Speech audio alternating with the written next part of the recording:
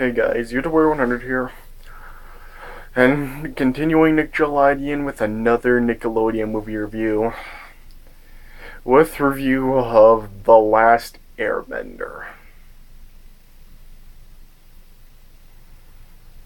Hmm.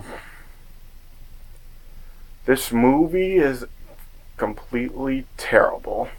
Everybody has said it, and yes, the movie is just, it absolutely sucks. Gosh. I mean, this is really what makes M. Night Shyamalan just so unable to be taken seriously. I mean, this was just the thing that really just drove him right down to the ground. I mean, what happened to M. Night Shyamalan? I mean, he was able to make some good movies. I mean, he of course had The Sixth Sense. He had Stuart Little, which was pretty good. There was like Signs, which was overall good. But I mean, oh man, he also made some really bad movies, and this one is probably his worst. Oh, I mean, what were they thinking with this? I mean, gosh, this movie was just absolutely horrible. I mean, I don't think I really need to go into how much, like, why this movie really sucks, because, I mean, just everybody has really just given the reasons why it sucks. I mean, yeah, it's poorly acted, it's poorly directed, it's poorly written, bad effects. I mean, yeah, just a really terrible movie. I mean, I just really can't say that enough. The movie is terrible. Of course, movie was based on the show for Nickelodeon had, Avatar: The Last Airbender, which I did not like. I mean, I hated the show. I mean, just like I did Barnyard, I really hated the show. I didn't hate the show nearly as much as I did back at the Barnyard, but yeah, still really was not a fan of the show at all. I mean, a lot of people have been saying, I've been hearing people say like this is like one of the greatest shows of all time, maybe the greatest. I mean, people have been saying it is Nickelodeon's greatest show. Well, I mean, this has a freaking 9.2 for IMDb. Like, seriously, what the fuck? I mean, seriously, what do people see in the show?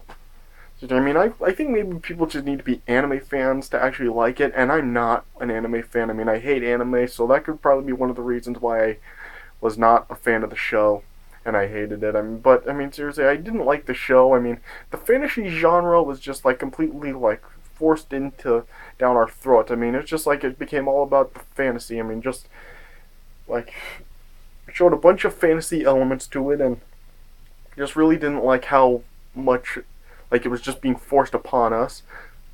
I mean, the characters were pretty annoying. I mean, especially Aang. I mean, I hated Aang. I mean, he was just really annoying. And yeah, people know the characters. There's like Aang, Sokka, Katara, Appa, Zuko, Momo. I mean, yeah, there's them. I mean, just I did not like the show. I mean, gosh. I mean, yeah.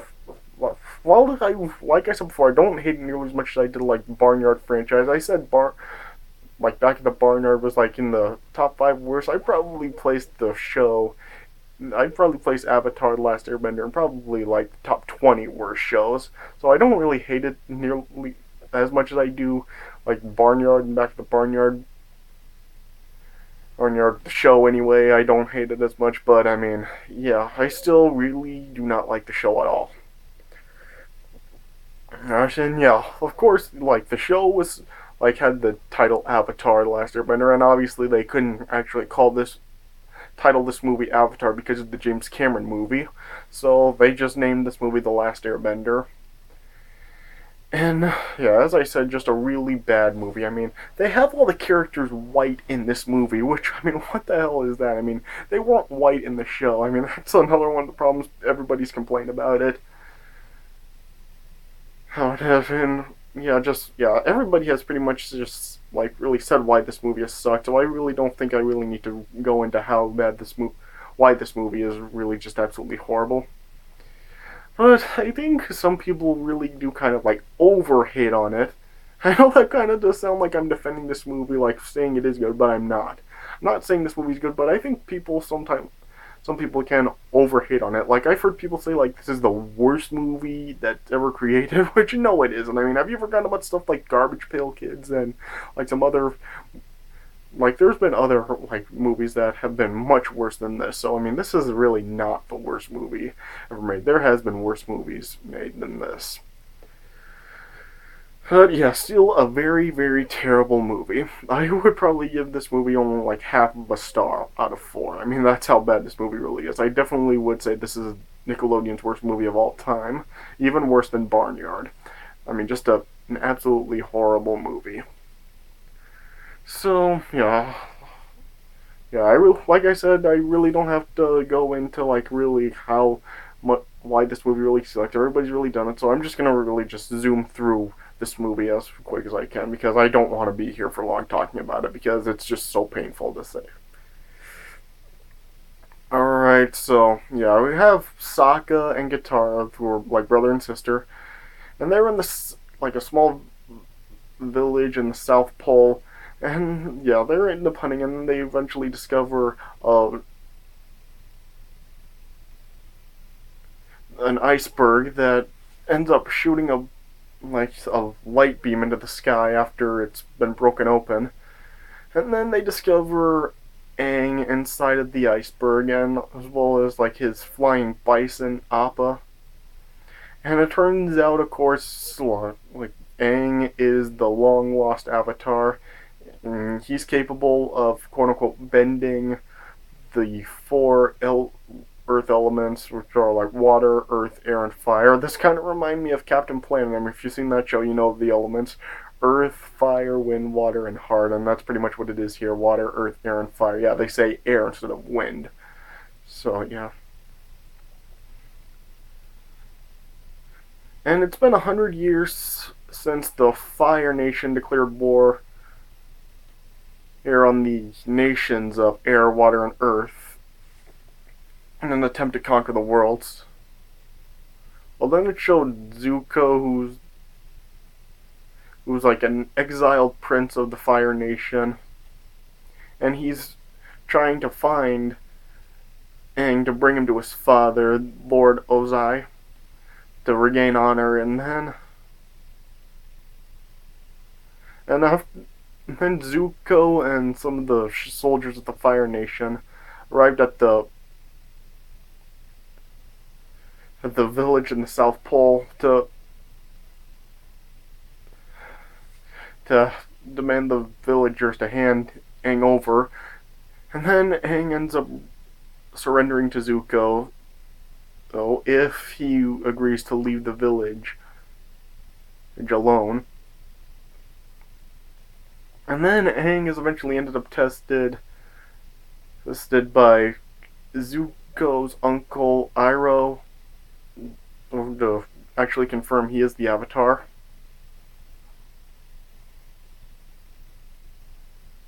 And eventually Aang ends up escaping from the ship with his glider, and he flies over to Appa that Katara and Sokka ended up bringing. And so the three of them ended up visiting the temple where they end up meeting Momo, who's just like a lemur with wings. And it turns out that Aang was actually in that iceberg for a century, and that the Air Normans actually ended up being completely wiped out by the Fire Nation. And then Aang ends up like finding himself in a spirit world out after he ends up entering the Avatar state, and then he ends up like encountering a dragon spirit, and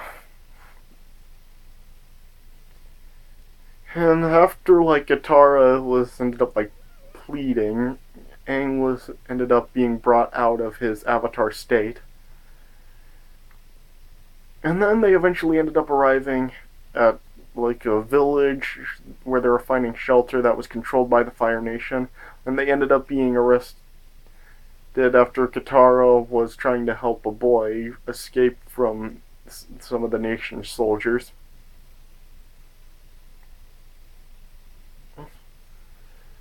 And yeah, eventually Aang just ends up telling Katara and Sokka that he only, he only knows about airbending and he has to master the other three elements also.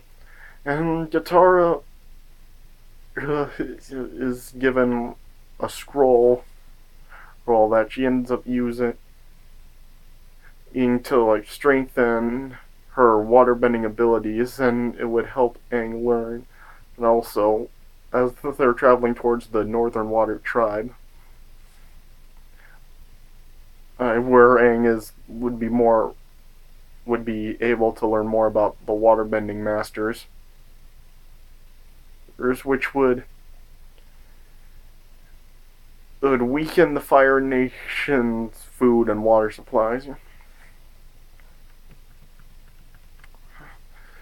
And as they're like ended up like sidetracking to the Northern Air Temple, well, Aang ends up actually being betrayed by a peasant, and the Fire Nation and archers that were led by Commander Zhao, I don't know how that's said, end up capturing him. But then it turns out that the Blue Spirit, that's a masked marauder, helped Aang escape from his capture. And then Zhao eventually realized that Zuko is actually their masked vigilante.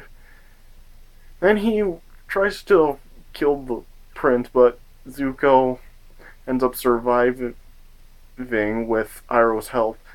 Then he eventually he sneaks up aboard Zhao's ship as they're heading for the Northern Water Tribe to capture Aang.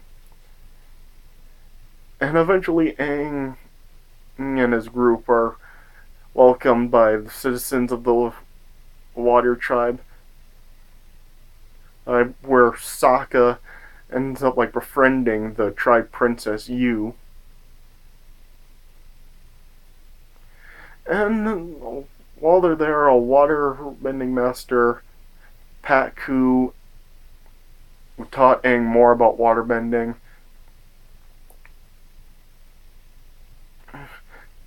And it also ended up strengthening Katara more on her waterbending abilities. And eventually the Fire Nation ends up arriving, and then Zhao tried to attack Zuko some more, or to try searching for Aang on his own.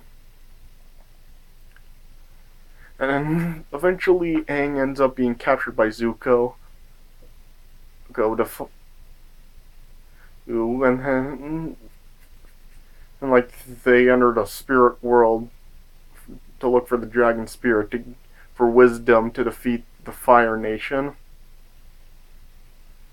And then the spirit just told Aang to let his emotions flow like water. And then after Aang returned to his body, he ended up doing more battle with Zuko before he was eventually frozen by Katara.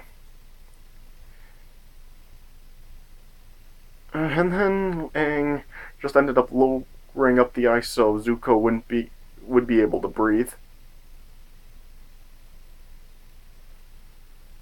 And eventually, during the battle, Iroh saw Zhao capture the Moon Spirit with like the Ocean Spirit counterpart, also like had the form of a fish. And Zhao eventually ended up killing the Moon Spirit in order to cause the waterbenders to lose all of their abilities to waterbend. And that also ended up having that the Moon Spirit actually ended up giving her life, and then she was also willing to give it back, and then she ended up dying. And Zhao found out that Zuko was actually still alive, and then they were about to fight, but then Iroh then appeared and he just told Zuko that fighting wouldn't be worth it. And then the waterbenders just ended up drowning Zhao. When Zuko and Iroh just left him down to his fate. And he then just was starting to remember his life before he was trapped in the ice.